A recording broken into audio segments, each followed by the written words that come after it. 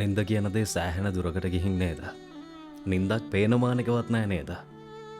කොච්චර ඇඳේ එහෙට මෙහෙට පෙරළුණත් සමහර වෙලාවට පරණ දේවල් මතක් වෙන නිසා දෝ කොහෙද සමහර වෙලාවට නින්ද අහලකටවත් එන්නේ නැහැ නේද?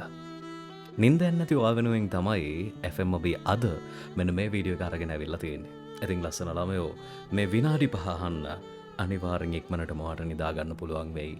වේදනාවක් නැතුවම රිලැක්ස් වෙලා හරි පරිස්සමට. එහෙනම් යමු වැඩි කතාවක් නැතුව වීඩියෝ එක ඇතුළට. තාමත් ඔය අභිව සබ්ස්ක්‍රයිබ් කරලා නැත්නම් පහළ තියෙන රතු පාට සබ්ස්ක්‍රයිබ් බටන් එක ටච් එකක් දාලා අභිව සබ්ස්ක්‍රයිබ් කරලා වීඩියෝ එකේ දිගටම රැඳිලා ඉන්න. නින්දක් ඕනවාට නිදා ගන්න උවමනා කරනවාට මෙන්න මේ වීඩියෝ එක හරි ආදරෙන් අපි යන් වීඩියෝ එකට.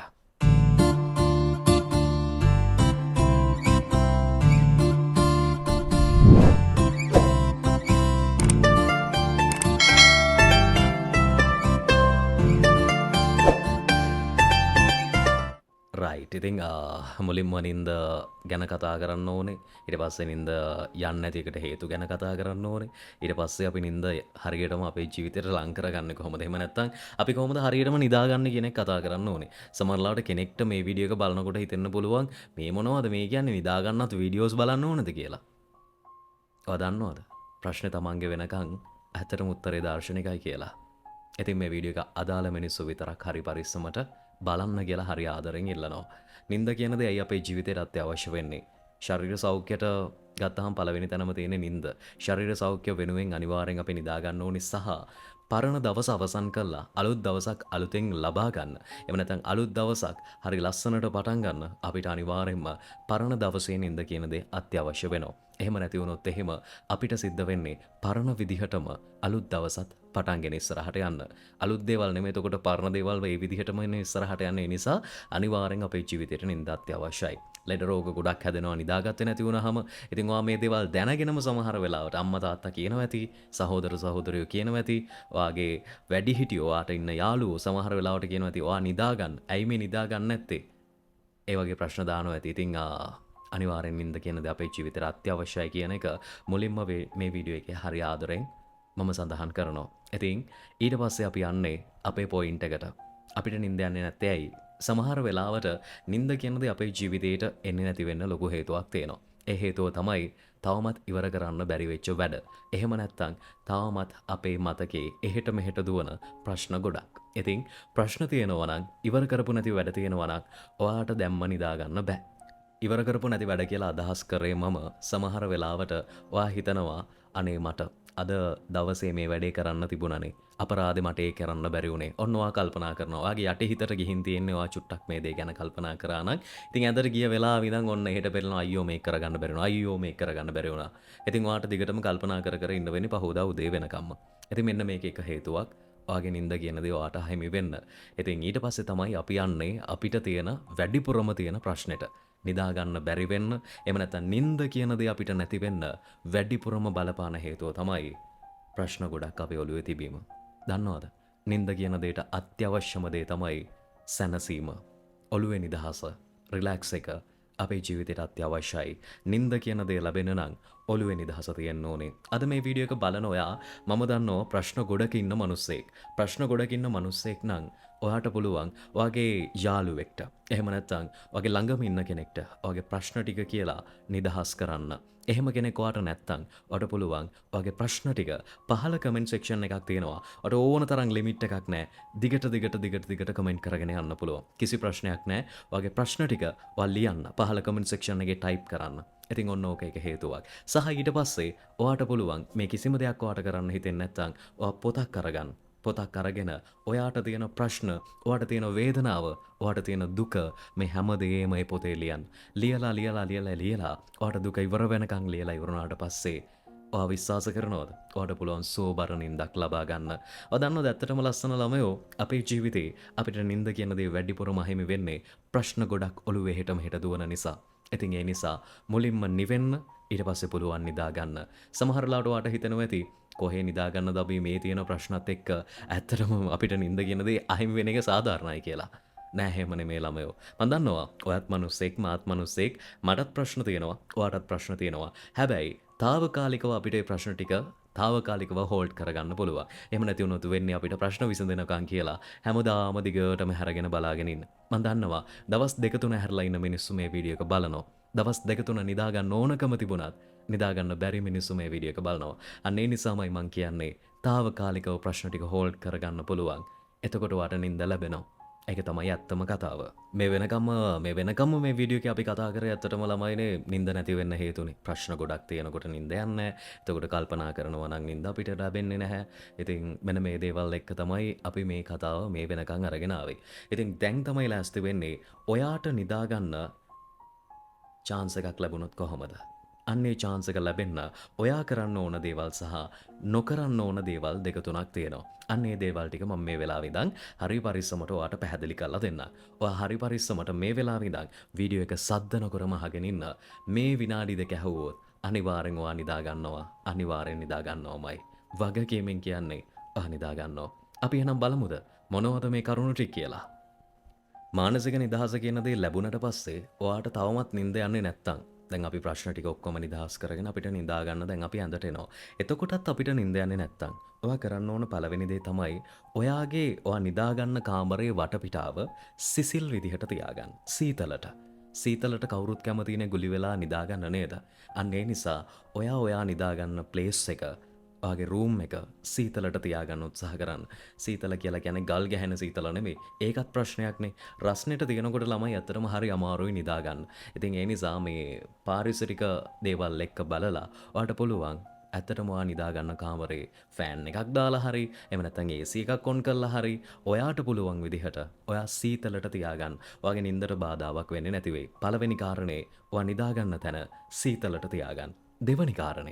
දෙවනි කාරණේ විදිහට අරගන්නේ ඔයා උණු වතුරෙන් ස්නානය කරන්න නිදා ගන්න කලින්. එහෙම නැත්නම් ඔයා ඇඟ ටිකක් හරි සෝද ගන්න උණු වතුරෙන්. සීතල වතුරෙන් නෙමෙයි.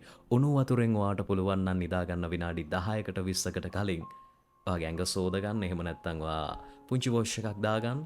ඉතින් ඔන්න ඔයාට පුළුවන් වෙයි සුවබර නිින්දක් ලබා ගන්න. ඉතින් ඔයාට පුළුවන් සීතල තැනක් හොයාගන්න. සීතල තැනක් කියන්නේ ඉතින් අපිට සීතල තැන් හොයාගෙන ගෙදරින් එළියට දුවන්න බෑනේ. අපිට පුළුවන් තමන් ඉන්න කාමරේ සීතල විදිහට තියාගන්න. දෙවනි කාරණේ විදිහට උණු වතුරෙන් ඇඟ සෝද ගන්න නාන්න. ඉතින් ඔයාට පුළුවන් මේ දේ කරන්න. තුන්වෙනි කාරණේ මේ දේවල් දෙක කරාට පස්සේ තුන්වෙනි කාරණේ විදිහට මම එන්නේ කරන්න එපා කියන දෙයක් කියන්න. චොක්ලට් කන්න එපා සහ කෝපි බොන්න එපා. කොෆී නම් පාවිච්චි කරන්නම එපා. ඇයි මෙහෙම කියන්නේ?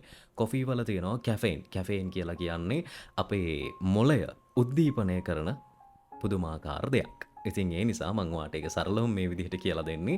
මොකද එතකොට ඔයාට ඒක තේරෙනවා. කැෆේන් කියලා જાතියක් තියෙනවා. ඒ જાතිය නිසා අපේ මොළය උද්දීපනය කරනවා. ඒ කියන්නේ ප්‍රබෝධමත් කරනවා. එතකොට අපිට නිදා ගන්න නෙමෙයි ඇහැරලම ඉන්න පුළුවන්. ඔය පාඩම් කරනකොට එහෙම කියන්නේ චොක්ලට් කෑල්ලක් කන්න. ඔය පාඩම් කරනකොට අම්මා ඉස්සර මතකද? සමහරලාට දැමුත් එහෙම වෙන්නේ නැති. පාඩම් කරන ළමයි මේ වීඩියෝ එක බලනවා නම් ඉතින් ඔන්න රෑලි වෙනකන් ඔයාට හැරලා ඉන්න පුළුවන් කෝපි එකක් බීබි චොක්ලට් කාකා ඔන්න ඔයාට පුළුවන් සුපිරි නයිට් එකක් ගහන්න. ඉතින් ඒ නිසා මම කියන්නේ නිදා ගන්න ඕන කෙනෙක් නම් කවදාවත් නිින්දට කලින් අඩුම පැය 5ක්වත් තියලා කන්න බොන්න හිතන්නවත් එපා. කෝපි බොන්න එපා, චොක්ලට් කන්න එපා. ඒක තමයි තුන්වෙනි කාරණේ. හතරවෙනි කාරණේ ගොඩක් වැදගත්. ඔයාගේ කතාන්දරයට. ඔයා නිදා ගන්න කලින් මොනවද කරන්නේ? ඔයා නිදා ගන්න කලින් සමහර වෙලාවට ඔයාගේ ෆෝන් එකේ උඩ පහළ යනවා, උඩ යනවා, පහළ යනවා. සමහර වෙලාවට බලන්න ඕන දේවලුත් බලනවා, නැති දේවලුත් බලනවා.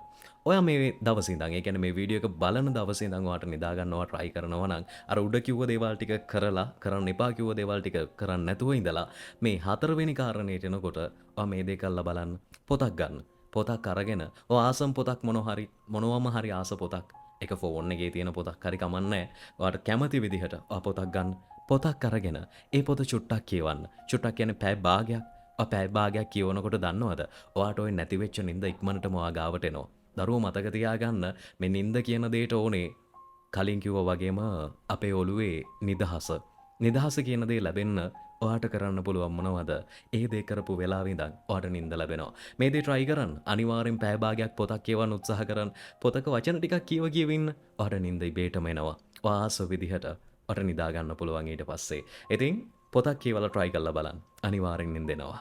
ඔයාගේ ජීවිතේටත්. නැති වෙච්ච නිින්ද ඔයාට ගන්න පුළුවන්. පස්වෙනි කාරණේ. එහෙම නැත්නම් අවසාන කාරණේ. මොකද්ද මේ පස්වෙනි කාරණේ? පහ තමයි ගොඩක්ම වැදගත්. ඔයා නිදා ගන්න යනකොට ඔයා ඉන්න කාමරය අඳුරට තියාගන්න. අඳුරට තියාගෙන ඔයාට පුළුවන් ඔයාගේ ඔය අර උඩ කිව්ව දේවල් ටික කරලා කරන්න එපා කිව්ව දේවල් ටික නොකරලා ඔයාට පුළුවන් ඊට පස්සේ සුවබර නින්දක් ලබා ගන්න. ගොඩක් අයට නින්ද යනවා ආයි පටස් ගාලා නින්ද කැඩෙනවා. ඒ වගේ දේවල් වෙන්නේ කාමරය එළියට තියාගත්තොත්. ඉතින් ඒ නිසා ඔයා ගොඩක් try කරන්න අඳුරේ නිදාගන්න. සමහර අයට තියෙනවා ලෙඩක් වගේද මන් දන්නේ අඳුර තියෙන්න බෑ. එහෙම නැත්නම් එළිය දාලාම තියෙන්න ඕනේ අනිවාර්යෙන්. එහෙම නැතුව ප්‍රශ්න තියෙනවා. මම මෙහෙමයි කියන්නේ.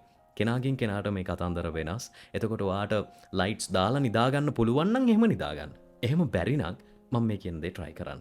ඔයා කාමරේ එළිය අඩු කරලා තියන්න. එළිය අඩු කරලා කියන්නේ අඳුරට තියාගන්න උත්සාහ කරන්න. ඔයාට පුළුවන් නැති වෙච්ච නින්ද ආපහු ආගේ ගාවට හරි ලස්සනට අරගෙන එන්න. ඉතින් අර උඩ කිව්ව දේවල් ටික හරියට මතක තියාගෙන මේ පස්වෙනි කාරණේට එනකොට දැන් ඔයාට නිදිමත ඇවිල්ලා.